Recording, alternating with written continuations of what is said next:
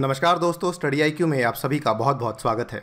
एक latest development हुई है जिसमें चाइना ने घोषणा की है कि वो यूनाइटेड नेशंस की आर्म्स ट्रेड ट्रीटी को अब ज्वाइन करने वाले हैं। संयुक्त राष्ट्र की एटीटी को अब वो ज्वाइन करने वाले हैं। वेरी इंपॉर्टेंट टू नोट, इसी ट्रीटी को अमेरिका ने पिछले साल छोड़ा था और अब चाइना ने ये डिसीजन अनाउंस किया है। आइए जानते हैं इस डिसीजन का क्या मतलब है और यहाँ पर अमेरिका ने इसको क्यों छोड़ा था, और अंत में ये भी बात की जाएगी कि इंडिया का इसको लेकर क्या स्टैंड है। मेरा नाम है अनिरुद्ध। इस लेक्चर की पीडीएफ को डाउनलोड कर सकते हैं मेरे टेलीग्राम चैनल से, और इसके अलावा इंस्टाग्राम और ट्विटर पे भी आप मुझे फॉलो कर सकते हैं इन आईडीज़ के ऊपर।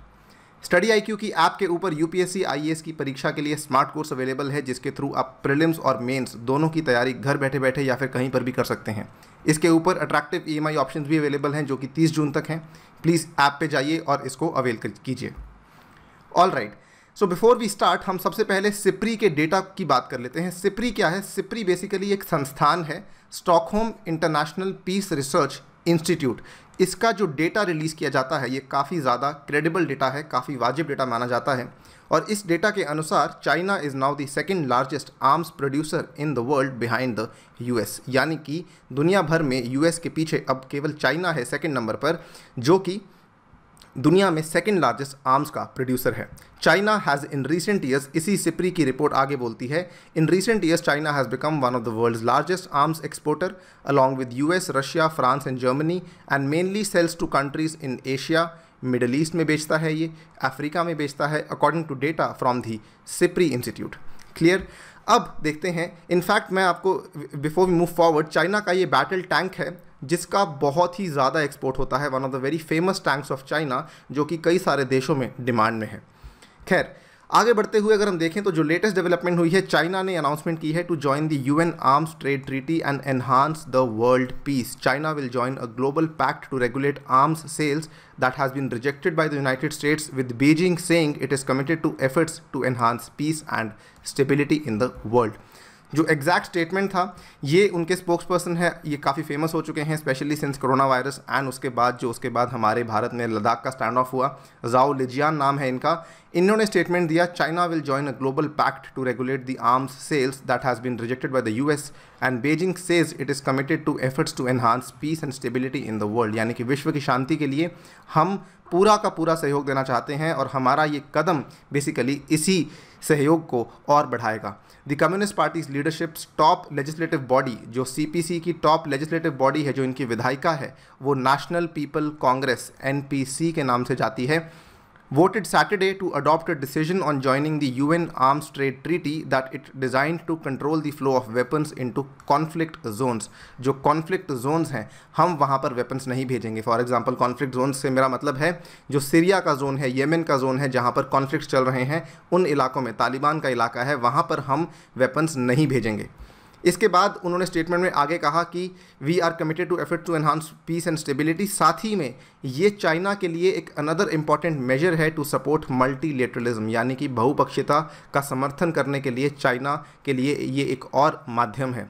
जाओ ने कहा, China has always attached great importance to the problems caused by the illegal transfer and abuse of conventional arms. जो कन्वेंशनल वॉरफेयर या कन्वेंशनल आर्म्स का जो इलीगल अवैध ट्रांसफ़र होता है, हम उसके सख्त खिलाफ हैं, इसीलिए हमने इस ट्रीटी को आज साइन किया है। फाइनली उनका जो मेन स्टेटमेंट था, as a country engaged in normal military trade, China has always strictly managed military exports and has established a fairly complete system of military export control policies and regulations।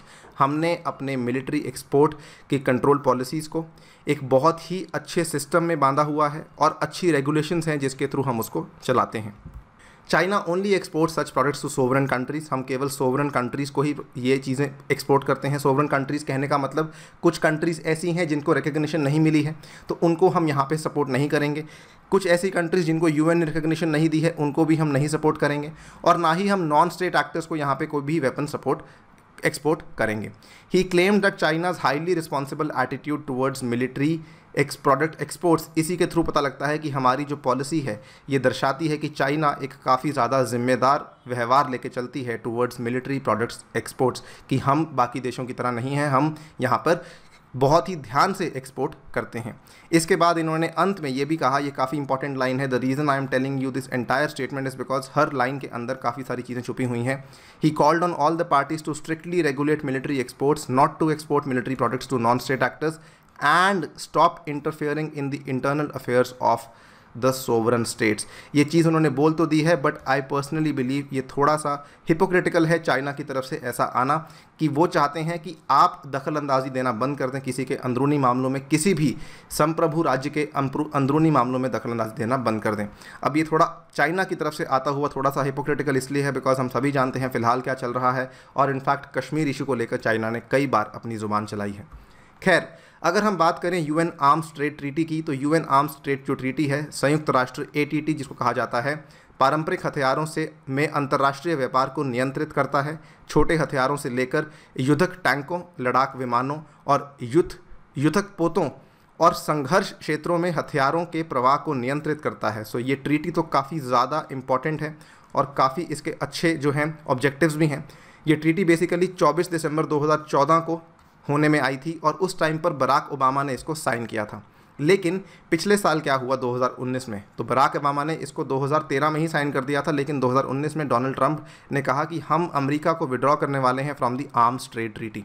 और China का ये फैसला इसलिए महत्वपूर्ण बन जाता है बिकॉज अमेरिका इससे विड्रॉ कर चुका है। It comes after US president Donald Trump announce plans last year to pull the US out of the agreement which entered into force in 2014। जब उन्होंने इसको विड्रॉ किया था तो उनका एग्जैक्टली जो स्टेटमेंट था वो क्या था, under my administration we will never surrender American sovereignty to anyone, we will never allow foreign bureaucrats to trample on our Second Amendment freedoms, and that is why my administration will never ratify the UN Arms Trade Treaty. Second Amendment की जो उनकी rights हैं वो basically ये कहती हैं कि US citizens can bear arms. So वो कह रहे हैं कि अगर कोई भी ऐसी ट्रीटी, कोई भी ऐसा समझौता है जो कि हमारे अधिकारों के खिलाफ जाएगा तो हम उस ट्रीटी को साइन नहीं करेंगे।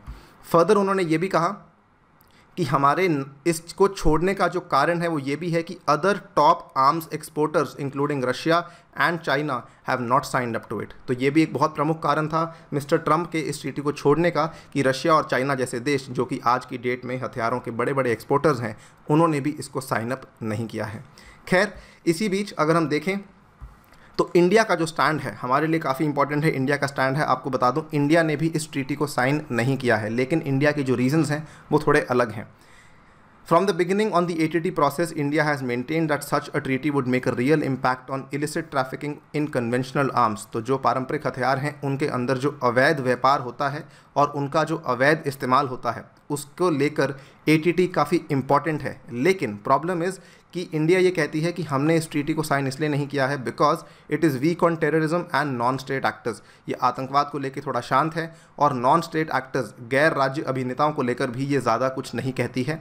And these concerns find no mention in the specific prohibitions of the treaty. तो इंडिया का जो रीज़न है वो basically it has to do with Pakistan and with the way Pakistan is using weapons against India in Kashmir. तो I think India का reason अपनी जगह सही है, लेकिन अभी आगे क्या होता है, चाइना के इसको ज्वाइन करने से क्या आगे देखने को मिलता है, ये देखना अभी बाकी है। So for me I would say ये अभी भी एक न्यूज़ इन ट्रांजिशन है। वी कैन से कि अभी कुछ और चीज़ें इसमें डेवलपमेंट्स आएंगी, लोगों के ओपिनियंस आएंगे कि क्या चाइना वाकई में इसको सपोर्ट करता है या केवल दुनिया को दिखाने के लिए इसमें अपनी पार्टिसिपेशन दिखा रहा है। इसी के साथ आपसे विदा लेता हूँ। Thank you for listening. As always stay tuned and stay safe.